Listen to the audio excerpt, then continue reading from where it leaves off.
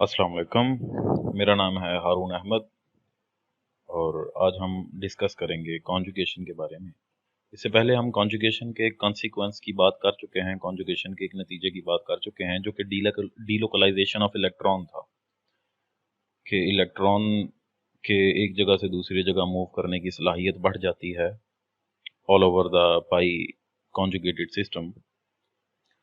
आज हम कॉन्जुगेशन के दूसरे कंसीक्वेंस की, दूसरे नतीजे की बात करेंगे और वो नतीजा है चीज़ों में कलर का अपीयर होना। कॉन्जुगेशन में चीज़ों के कलर्स कैसे अपीयर होते हैं, आज इसके बारे में बेसिकली बात होगी। उससे पहले मेरी आप सबसे गुजारिश है कि मेरा चैनल सब्सक्राइब करें, वीडियोस को लाइक करें अगर आपको अच्छी लगें, और इन्हें शेयर करें क्योंकि इन्हें बनाने में बहुत ज़्यादा मेहनत दरकार होती है। और इसीलिए मैं वीडियोस हफ्ते में एक बार या 4-5 दिन के बाद पोस्ट करता हूँ ताकि इनकी क्वालिटी पर कॉम्प्रोमाइज़ ना करना पड़े। तो चलिए सबसे पहले बात करते हैं कि कलर एक्चुअली होता क्या है। कलर बेसिकली एक ख़ास वेवलेंथ की रेडिएशन है जो हमारी आंखों पर एक ख़ास किस्म की सेंसेशन पैदा करती है, और इस सेंसेशन की वजह से हमें कलर्स नज़र आते हैं, हमें चीज़ों का कलर महसूस होता है। ये बेसिकली एक चीज़ की प्रॉपर्टी है, वो जिस किस्म की लाइट को ट्रांसमिट करता है हमारी आंखों तक वही लाइट पहुंचती है और वही कलर हमें नज़र आता है। तो चलें देखते हैं कि कलर्स किस किस्म के होते हैं, और कलर्स को देखने से पहले हमें ये देखना पड़ेगा कि रेडिएशन के स्पेक्ट्रम ओवरऑल कैसा है, मतलब कम वेवलेंथ की रेडिएशन से लेकर ज़्यादा वेवलेंथ की रेडिएशन तक हम कैसे मूव करेंगे। अगर आप देखें तो मैंने यहाँ कम वेवलेंथ की रेडिएशन से ज़्यादा वेवलेंथ की रेडिएशन को लेबल किया है, और जो फ्रीक्वेंसी है उसका वेवलेंथ के साथ जो है इनवर्स रिलेशनशिप, मतलब अगर किसी रेडिएशन की फ्रीक्वेंसी ज़्यादा होगी तो उसकी वेवलेंथ यकीनन कम होगी, और अगर उसकी वेवलेंथ कम होगी तो उसकी फ्रीक्वेंसी ज़्यादा होना ज़रूरी है। तो सबसे पहले जो रेडिएशन आती है वो हमारे पास है कॉस्मिक और गैमा रेडिएशन। इन रेडिएशंस की फ्रीक्वेंसी सबसे ज़्यादा होती है और वेवलेंथ सबसे कम। फिर हमारे पास एक्स रेज आती हैं जिन्हें बेसिकली एक्सरे क्रिस्टलोग्राफी में यूज़ किया जाता है और एक्सरे एनालिसिस में यूज़ किया जाता है, जैसा कि आप हॉस्पिटल्स में और डायग्नोसिस के लिए देखते हैं। उसके बाद आती हैं यूवी रेडिएशंस, यूवी रेज यानी अल्ट्रावायलेट रेज। इन रेज को एक ख़ास किस्म की स्पेक्ट्रोस्कोपी यानी यूवी विजिबल स्पेक्ट्रोस्कोपी में इस्तेमाल किया जाता है, और उनके बाद लाइट की वो माइनर और स्मॉल सी फ्रेगमेंट हमारे पास आती है जिसमें हम देख सकते हैं। देखें इतनी बड़ी पीछे हम बात कर चुके हैं, वो ऐसी रेडिएशंस हैं जिन्हें हम अपनी आंखों से देख नहीं सकते।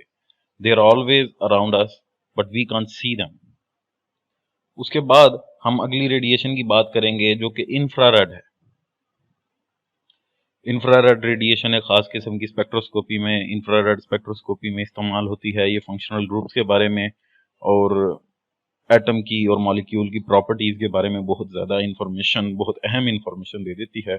इस रेडिएशन में कम एनर्जी होती है, और इतनी कम एनर्जी होती है कि ये सिर्फ एक मॉलिक्यूल की वाइब्रेशनल और रोटेशनल स्टेट्स को ही चेंज कर सकती है, और उन रोटेशनल और वाइब्रेशनल स्टेट्स के चेंज होने से ही हम देख पाते हैं कि वो मॉलिक्यूल किस किस्म का होगा। उसके बाद आते हैं हम अगली रेडिएशंस पर जो कि माइक्रोवेव्स रेडिएशन है। उसके बाद radio waves radio transmission signals में यूज होती हैं। इनकी लोअर वेवलेंथ जो है वो इस्तेमाल होती है फ्रीक्वेंसी मॉड्यूलेशन में, और हायर वेवलेंथ होती है इस्तेमाल एम्पलीट्यूड मॉड्यूलेशन में। और यही रेडिएशंस एनएमआर स्पेक्ट्रोस्कोपी में भी इस्तेमाल होती हैं। एक प्रोटॉन को अल्फा स्पिन स्टेट से बीटा स्पिन स्टेट में ले जाने के लिए जो कम से कम एनर्जी दरकार होती है, जो बहुत थोड़ी सी एनर्जी, जो माइनर एनर्जी दरकार होती है, वो ये लॉन्गर वेवलेंथ की और कम फ्रीक्वेंसी वाली रेडिएशंस बड़ी अच्छी तरह से प्रोवाइड करती हैं, इसलिए इन्हें उस केस में इस्तेमाल किया जाता है। उसके बाद हमारे पास लॉन्ग रेडियो वेव्स आती हैं, मतलब इससे ज़्यादा वेवलेंथ की जो रेडिएशंस हैं वो सारी भी रेडियो वेव्स ही कहलाती हैं।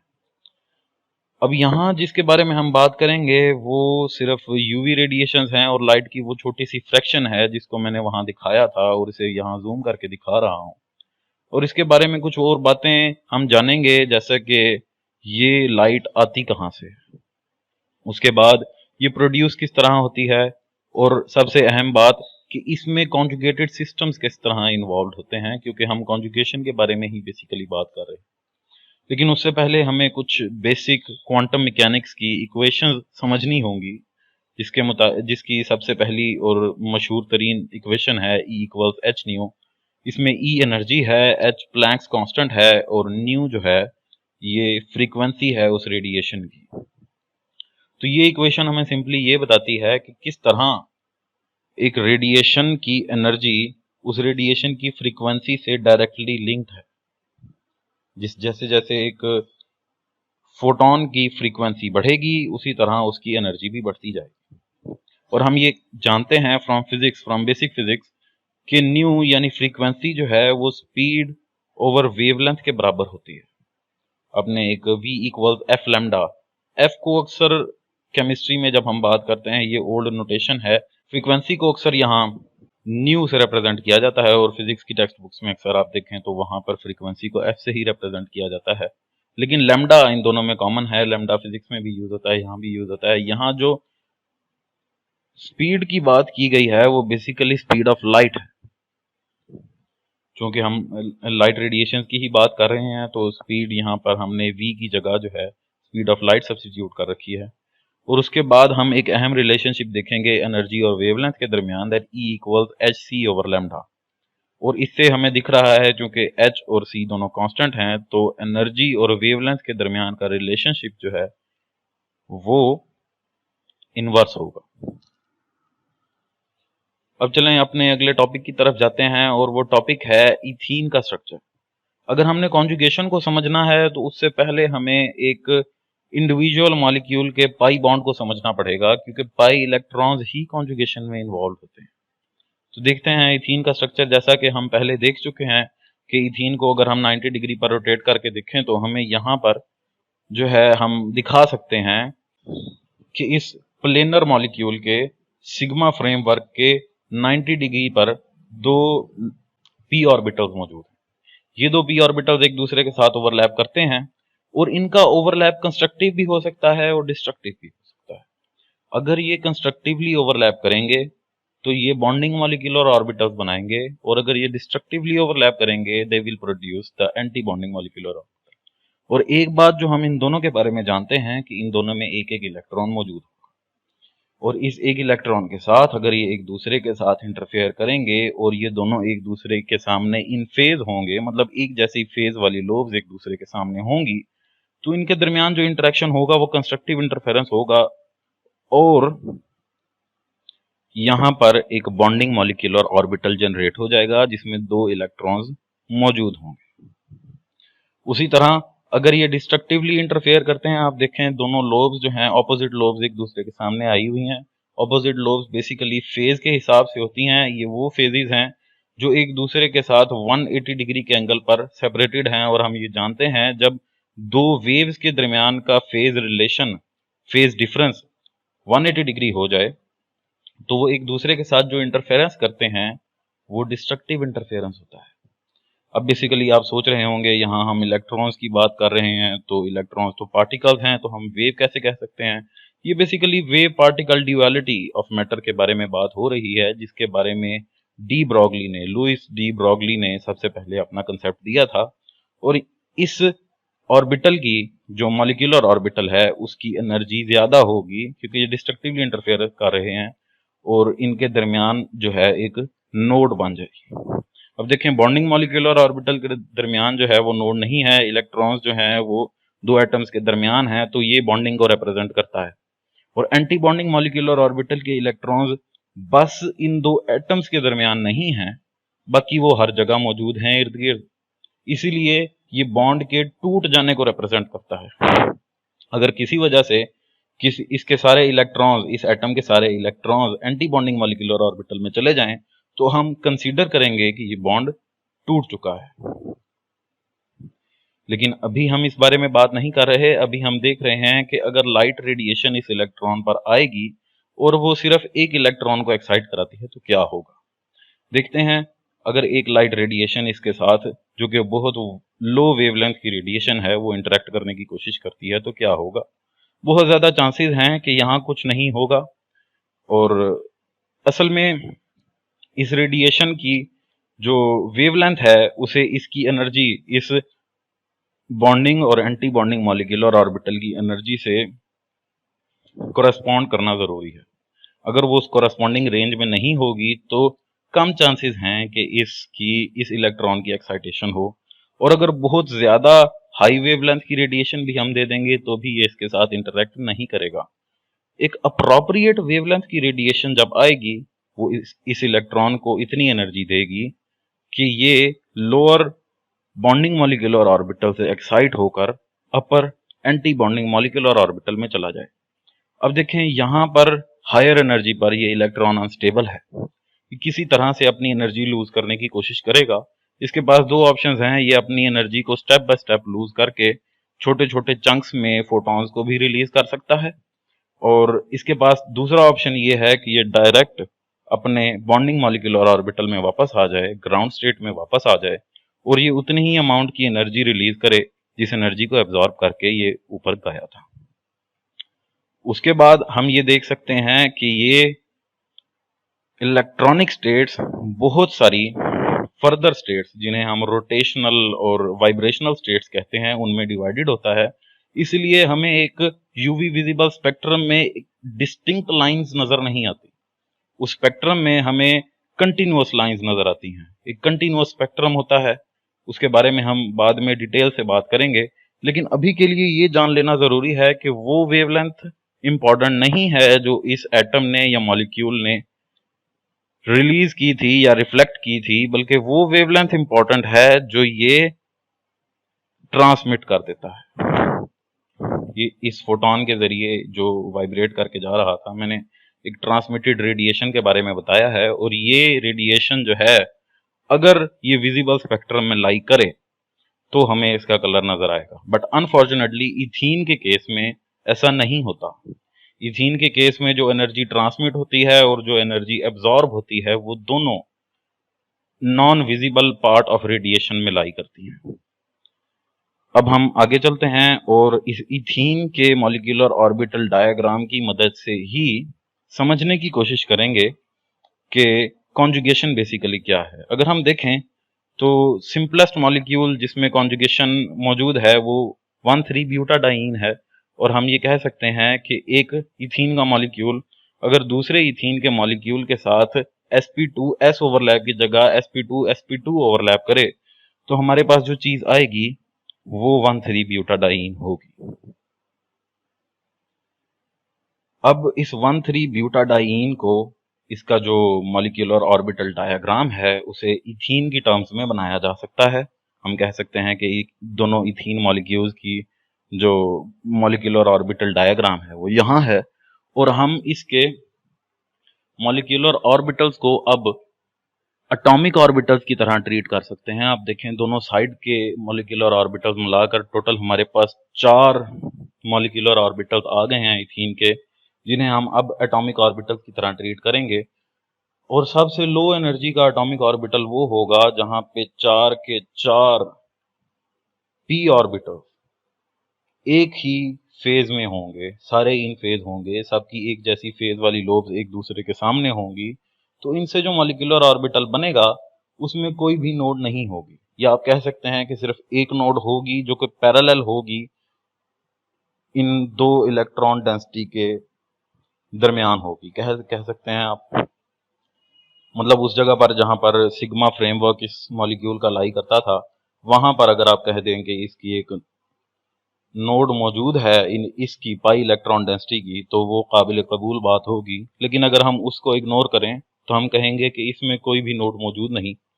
उसके बाद हम बात करेंगे कि क्या हो अगर इसमें से 2 एटॉमिक ऑर्बिटल एक फेज में हो और बाकी 2 एटॉमिक ऑर्बिटल्स दूसरी फेज में हो, तो लामहला दरमियान में एक नोड मौजूद होगी, और इसे हम दूसरा मॉलिक्यूलर ऑर्बिटल कहेंगे इसका। और उसी तरह हम अगर एंटी बॉन्डिंग मॉलिक्यूलर ऑर्बिटल्स में ये दोनों बॉन्डिंग मॉलिक्यूलर ऑर्बिटल्स थे, अब हम जाते हैं इस मॉलिक्यूल के एंटी बॉन्डिंग मॉलिक्यूलर ऑर्बिटल्स की तरफ। उसमें से जो पहला एंटी बॉन्डिंग मॉलिक्यूलर ऑर्बिटल ये है, उसमें एक पॉसिबिलिटी रह गई थी, उस पॉसिबिलिटी के मुताबिक कि दरमियान वाले दो पी ऑर्बिटल एक दूसरे के साथ इन फेज हों और साइड वाले जो हैं वो आउट ऑफ फेज हों, तो बेसिकली हमारे पास दो नोड्स आएंगी और ये मॉलिक्यूलर ऑर्बिटल उन दो नोड्स को रिप्रेजेंट करता है। अब देखें, जैसे जैसे हम लोअर एनर्जी से हायर एनर्जी के मॉलिक्यूलर ऑर्बिटल्स की तरफ जा रहे हैं, एनर्जी भी इंक्रीज हो रही है और एनर्जी के इंक्रीज होने के साथ साथ नंबर ऑफ नोड्स इंक्रीज हो रही है। याद रखें कि number of nodes basically no electron density की जगह है, वो जगह है जहां पर एक स्टेशनरी वेव अगर बने तो कोई भी वाइब्रेशन नहीं होगी। स्टेशनरी वेव किस तरह इन्वॉल्व है कंस्ट्रक्टिव और डिस्ट्रक्टिव इंटरफेरेंस में और इलेक्ट्रॉन्स की कंडीशन को नापने में, इसके बारे में हम फिर कभी बात करेंगे। अभी हम जाते हैं तीसरी पॉसिबिलिटी की तरफ, जब सब P orbitals out of phase होंगे। अब जो ये सारे एक दूसरे से आउट ऑफ फेज हैं, तो जाहिर सी बात है कि हमारे पास तीन नोड्स मौजूद होंगे। अब इलेक्ट्रॉन्स इसमें फिल करने हैं और इलेक्ट्रॉन्स को फिल करने का बेसिक क्राइटेरिया वही रहता है मॉलिक्यूलर ऑर्बिटल्स में भी जो एटॉमिक ऑर्बिटल्स में होता है, यानी इलेक्ट्रॉन्स लोअर एनर्जी से हायर एनर्जी में फिल होंगे। तो टोटल हमारे पास 4 इलेक्ट्रॉन्स हैं और उनमें से 2 पहले बॉन्डिंग मॉलिक्यूलर ऑर्बिटल में चले जाएंगे और बाकी 2 दूसरे बॉन्डिंग मॉलिक्यूलर ऑर्बिटल में चले जाएंगे। उसके बाद हमने बात करनी है बेसिकली इस चीज की जिस पर शायद आपने अब तक गौर ना किया हो, और वो ये है कि 2 ऑर्बिटल्स एंटी बॉन्डिंग वाले और एंटी बॉन्डिंग वाले के दरमियान का जो फासला था वो इथीन में ज्यादा था और 1,3-ब्यूटाडाईन में कम था। ये बेसिकली हाईएस्ट एनर्जी वाला वो ऑर्बिटल जो फिल्ड हो मॉलिक्यूल्स में उसे हाईएस्ट ऑक्यूपाइड मॉलिक्यूलर ऑर्बिटल कहते हैं और इसकी शॉर्ट फॉर्म HOMO होती है। और कम से कम एनर्जी वाला वो ऑर्बिटल जिसमें कोई इलेक्ट्रॉन मौजूद ना हो उसे लोएस्ट अनऑक्यूपाइड मॉलिक्यूलर ऑर्बिटल कहते हैं। और इलेक्ट्रॉनिक ट्रांजिशन में ये दोनों सबसे ज्यादा इंपॉर्टेंट होते हैं, इसे शॉर्ट फॉर्म के तौर पर LUMO पढ़ा जाता है। हम आगे इन्हें बहुत ज्यादा इस्तेमाल करेंगे। ये एक मॉलिक्यूल के न्यूक्लियोफिलिक और इलेक्ट्रोफिलिक कैरेक्टर को समझने के लिए इस्तेमाल होती हैं। जैसा कि हम समझ सकते हैं कि सबसे कम एनर्जी वाला मॉलिक्यूलर ऑर्बिटल जो कि LUMO है, अगर बाहर से कोई न्यूक्लियोफाइल इस मॉलिक्यूल पर अटैक करे तो इसी में उसके इलेक्ट्रॉन्स जाएंगे। तो इसीलिए इसे हम इलेक्ट्रोफाइल न्यूक्लियोफाइल के लिए रिसेप्टिव ऑर्बिटल कहते हैं। और उसी तरह एक मॉलिक्यूल का न्यूक्लियोफिलिक करैक्टर उसके HOMO में यानी हाईएस्ट ऑक्यूपाइड मॉलिक्यूलर ऑर्बिटल में मौजूद इलेक्ट्रॉन्स की वजह से होता है। और कोई भी इलेक्ट्रोफाइल अगर इस एटम के इस मॉलिक्यूल के अगर कोई भी न्यूक्लियोफाइल इस मॉलिक्यूल के करीब आए तो बेसिकली इसके HOMO से ही इलेक्ट्रॉन्स डोनेट होंगे। तो बेसिकली ये दोनों ऑर्बिटल फ्रंट लाइन पर काम कर रहे हैं, न्यूक्लियोफिलिक करैक्टर हो या इलेक्ट्रोफिलिक करैक्टर हो, तो इसलिए हम इन दोनों को फ्रंटियर ऑर्बिटल्स भी कह देते। और सबसे ज्यादा अहम नोट करने वाली बात जो यहाँ थी वो ये कि कॉन्जुगेशन में HOMO और LUMO का डिस्टेंस जो है, एनर्जी डिस्टेंस जो है, एनर्जी डिफरेंस है, वो कम हो जाता है। और इस एनर्जी डिफरेंस के कम हो जाने की वजह से मॉलिक्यूल्स आहिस्ता आहिस्ता उस वेवलेंथ तक आते हैं जो वेवलेंथ हमारी आंखें परसीव कर सकती हैं, देख सकती हैं, जिनका अदराक हमारी आंखों को हो सकता है। अब जैसा कि हम देख चुके हैं कि जैसे जैसे पाई बॉन्ड्स एक दूसरे के साथ कॉन्जुगेशन में बढ़ते जाएंगे, बेसिकली HOMO LUMO का एनर्जी डिफरेंस कम होता जाएगा। As the number of pi bond और the double bonds increases, the HOMO LUMO energy difference decreases. और जैसे जैसे HOMO LUMO का एनर्जी डिफरेंस कम होगा वैसे वैसे हम विजिबल स्पेक्ट्रम के करीब जाते जाएंगे। और जब 8 बॉन्ड्स एक दूसरे के साथ कॉन्जुगेशन में होंगे, 8 डबल बॉन्ड्स एक दूसरे के साथ कॉन्जुगेशन में होंगे, तब ये मॉलिक्यूल अब्जॉर्ब करने लग जाएगा लाइट को विजिबल रीजन में। और जब ये विजिबल रीजन में लाइट को अब्जॉर्ब करेगा तो ये उसकी कंप्लीमेंट्री वेवलेंथ की रेडिएशन को एमिट करेगा। और कंप्लीमेंट्री कलर्स के बारे में समझने के लिए हम एक कलर चार्ट बना सकते हैं। ये बेसिकली बच्चों को कलर्स की समझ देने के लिए इस्तेमाल किया जाता है। अब देखें कि पहले हमने वायलेट और इंडिगो का कलर इस्तेमाल किया, उसके बाद ब्लू, उसके बाद ग्रीन, येलो, ऑरेंज, रेड।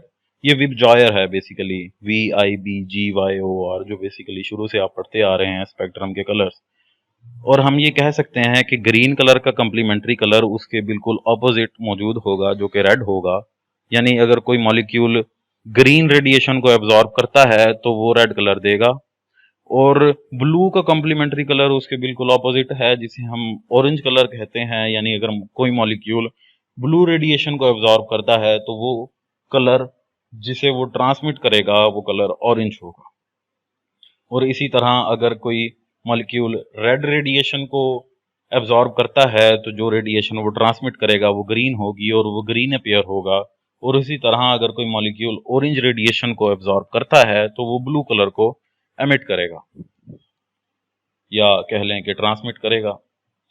अब हम कुछ एग्जांपल्स ले लेते हैं। ये लंबा सा दिखने वाला मॉलिक्यूल जिसके दरमियान में 11 पाई बॉन्ड्स एक दूसरे के साथ कॉन्जुगेटेड हैं और 2 अनकॉन्जुगेटेड हैं, इसे हम लाइकोपीन कहते हैं। और ये एक रेड पिगमेंट है टोमेटोज में।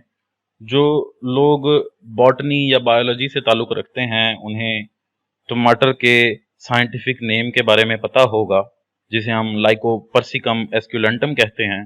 अब वही लाइकोपर्सिकम एस्कुलेंटम के नाम पर इसके पिगमेंट को, इसके बेसिक कलरिंग पिगमेंट को लाइकोपीन का नाम दिया गया है।